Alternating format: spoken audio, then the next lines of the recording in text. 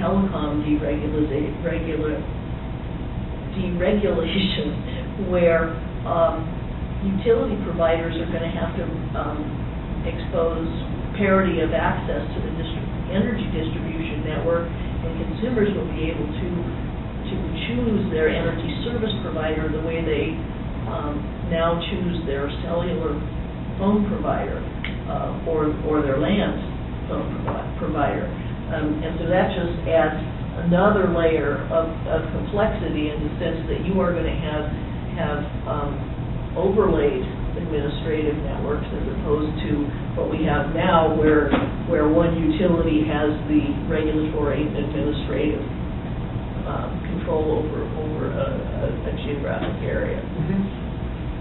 Sure. I just comment that the data I've seen is that demand response may give you something to the order of a 10% reduction in the total amount of power when people have price signals to deal with, but it's in that vicinity of the size you can change on that. And I clearly think that the regulatory rules by which we're going to operate this are going to be the harder part of the problem than the technology. I think if we had a set of rules that people knew how to work with, we've got a lot of the technology available to do that. But the question is, what rules are we going to operate under? Who's going to get rich and who's going to go broke?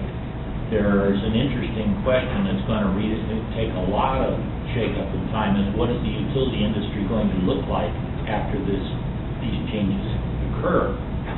And it's a very conservative industry. And so major changes in that are going to be just as dramatic as they were in the telephone industry. And I remember going to a meeting when Bell had something like 90% of the, or 95% of the local business, and you said, well, we're going to make this competitive. And then the question is, how much of your network do you have to give away in order to be competitive? Is it 30%, 50%? And then if you're a CEO of a major body like this, and then say, all right, how are you going to get your $1 million bonus by giving away all your best customers because that's the ones that the competitor wants? So I think you've got some interesting problems in how are we going to reshape the utility industry in an effective way if we're going to move into this, and what are they going to look like? I'm not sure whether the next slide or not that I've got up there looks at what AEP sees as their role coming in the future. Go through that one quickly, down a couple more. Yeah, a couple more? Yeah, go through that. Now another one. All right, here's Elnori at AEP presented a couple of weeks ago, said that the business they were going to be in is they were going to provide the connection and the storage for local communities, and those would go on the same place as your transformer to take up and integrate in solar panels on various houses and provide it. And so rather than being the power source provider, they were going to be the power integrator. All right. I don't know of any other utilities that have come up looking at this model, but you are going to be winding up looking at it. How do we reshape this industry, and what's it going to look like 5, 10 years from now? I think is a big question to try to answer. Well, I've got a couple other questions, but I'd like to open it up to the audience. If you have questions you want to address to the panel, I think the one in the front row first, and then you in the second row first. So who are all the different entities that are doing more of system design on the grid, and how is that going to change over the next couple of years, and how do you see that converging?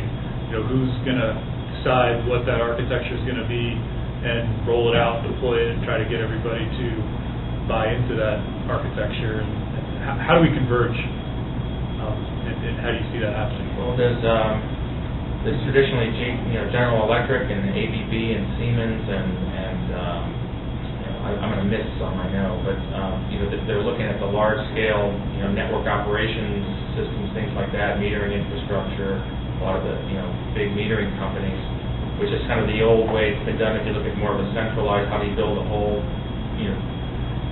distribution network? And then there's a lot of what's happening on the smart grid also is people are building smart communities and smart homes where they're different players. They're developers and they're technology providers who are coming in and putting in pretty smart, sophisticated, I would say very smart grid systems in a way that then need to somehow, interconnect back to the grid. So if you look at what their approach is they're seeing, just like some utilities are seeing models. I'm familiar with the developer in South Carolina that's putting in 200 homes with a fuel cell, with a solar electrolyzer that produces hydrogen, and they're putting in both distributed and centralized solar, and they're also net zero homes. So these things really are, the community itself is actually pretty smart, and you may actually export power back to the grid. And so that utility is looking at that, it's a co-op saying, if these guys succeed, we're out of business. So I don't think I've answered your question, but the traditional players are probably going to get into this idea of the models that they're doing, which is how do you look at a microgrid and how do you build a smart microgrid and how does it attach to the larger grid? Because that's going to happen. One way to look at this that I've thought about is a smart grid going to get built like the superhighways where you put I-70 and I-25 in, or is it going to be from the ground up? Organically, you're going to build all these really smart clusters of developments of the grid, and they need to attach to the other part of the grid. And if that gets done, I think different players are going to manage this, and it's not necessarily all about top-down, designing the whole grid infrastructure, from a systems view anymore. That's the way it was done in the past, and it made sense. But I think the evolving grid is actually being built from underneath the grid itself, which is causing a lot of change in who the players are, I think. I would agree. I think people would desire to have, a complete architecture driven by a few that thought it all out. You go to the regulatory barriers, the economy of utilities as barriers, the legislative structures, those kinds of things. There are a lot of impediments that are going to prevent progress. And so what's naturally occurring is kind of a law of equilibrium. Things are going to where they can, and successes are occurring where they can. I think your next panel on policy, we should focus on those kinds of barriers, because I do perceive it as being the largest impediment to kind of a breakout here, is that as elected regulatory bodies set pricing margins over the cost of production at 5 or 6%, it really traps economic incentives here. So, in the presentation that I had and a number of others, we were talking about the behaviors of producers and consumers, and add to it now the behaviors of elected regulatory officials, and you have a real exciting dynamic. It goes beyond what to do with wind energy when you don't need it. What to do with the unintended help of regulatory authorities when you're really trying to address some fundamentals.